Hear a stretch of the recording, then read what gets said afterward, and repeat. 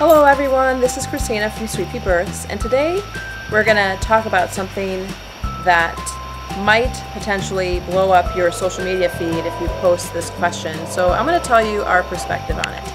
And today we're going to be talking about cry it out.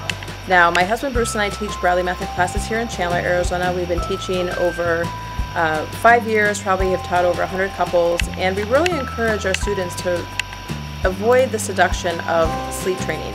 And what I use the word seductive. When you're a new parent and you're exhausted and you're tired and all you want to do is get 6 hours of uninterrupted sleep, and all of a sudden your friends are telling you, oh, just leave the baby, cry it out, they'll be fine, my baby's fine.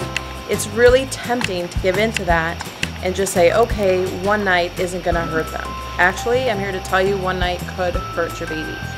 It's not going to kill them, potentially. Hopefully you're not going to have one of those babies that chokes on their spit or vomit, and that's one of the reasons why it can be dangerous. That's why we really encourage co-sleeping. It's not necessarily the same as bed sharing, but more on that down in the links in the comments. I want to give you some links to finding, what the difference and maybe finding a safe balance for your family. However, I have my note paper here. I'm going to read you some of the things that we share with our students in class. What we know about crying it out. Children who are left alone to cry it out for an extended period of time show signs of stress, they show signs of withdrawal, they show signs of attachment disorder, and they are actually permanent changes to their neural structure in their brain. We know that studies show that a baby's needs, not letting a baby cry it out, has been shown to influence their development of a conscience. Positive touch affects stress reactivity, impulse control, and empathy. Free play in nature influences social capacities and aggression, and a set of supportive caregivers beyond the mother alone has influence on the child's potential IQ and their resilience as well as their empathy.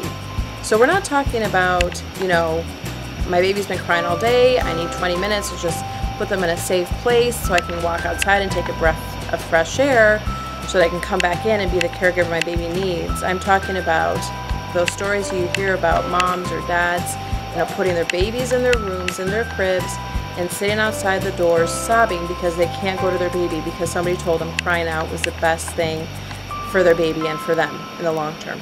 Okay? So I encourage you to find other solutions. What are some things you can do besides cry it out? Number one thing that we've done that really helped and other students have found that helps them is to sleep in shifts. Is it going to be forever? No. But for now, if it lets each of you get 4 hours of uninterrupted sleep, do that. Make sure that you guys work out with your friends and family. Who's bringing food? Who's going to take care of the basic chores so that we can sleep when the baby's sleeping? Some other ideas are to maybe hire a postpartum doula who can come in and help with those things, again, to encourage you to get those 4 hours at least of uninterrupted sleep while your baby's cared for. And third thing you guys can try is maybe scheduling dads or partners going back to work to coincide with family visits. For example, something that we did in our family was Bruce took a week off of work after our first was born. Then my mom came in for a couple of weeks, and then when she left, Bruce took another week off. So that gave me 4 weeks of help and support so that everybody got sleep and everybody got rest, and it helped get us off to a better postpartum. There's a lot more in my notes that I do want to share with you. However, I'm going to put a link down to the comments so you can read the blog post that has a lot more of this information. I really encourage you, follow your instincts. Know that there's a reason why parents, especially mothers, are wired to respond to their babies. It's what keeps them alive. When your baby cries, they are telling you, touch me, feed me, tell me that you're here and you're going to care for me. And responding to that is natural, it's loving, it's what's kept the human race alive, whether you believe it's for 2,000 years, 5,000 years, millennia. But that intrinsic response to nurture that child that is helpless from the womb, that's what's kept us alive. So love your children. You cannot spoil them by holding them too much. You can definitely not spoil them by responding them to their most basic cry.